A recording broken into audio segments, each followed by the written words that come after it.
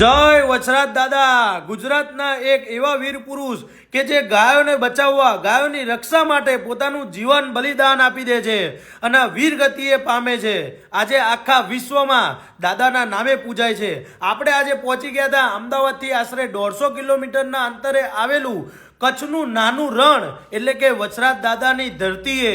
અને ભાઈ આ દાદાનો પરચો તો એવો છે ને કે એમને લડતા લડતા પોતાનું ધડ અલગ થઈ ગયું હતું તો બી લડ્યા હતા અને ગાયો માટે લડીને અને ગાયોને બચાવી હતી। એટલે અમે તમારા માટે આજે પહોંચી ગયા હતા વચરાજ દાદાના મંદિરે। અને આ જે તમે જોઈ રહ્યા છો એ પથ્થર નથી, પ્રસાદ છે। ઘણા સમય પહેલા કોઈક માણસે અહીંયાથી પ્રસાદી ઘરે લઈ જવાનો પ્રયાસ કર્યો હતો, તે પથ્થર થઈ ગઈ હતી। જો તમે બી જાઓ તો પ્રસાદ ઘરે લાવવાની કોશિશ ના કરતા। અહીંયા આગળ દાદા હાજરે હાજર બેઠા છે અને ગાય માતાની રક્ષા કરે છે।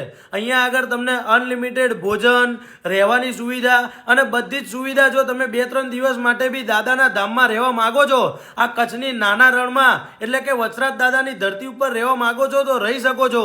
અને અહીંયા આગળ સૌથી મોટામાં મોટી ગૌશાળા પણ આવેલી છે। અહીંયા આગળ આશરે 7,500 થી પણ વધારે ગાયો છે। તો જય ગૌ માતા, જય વચરાજ દાદા।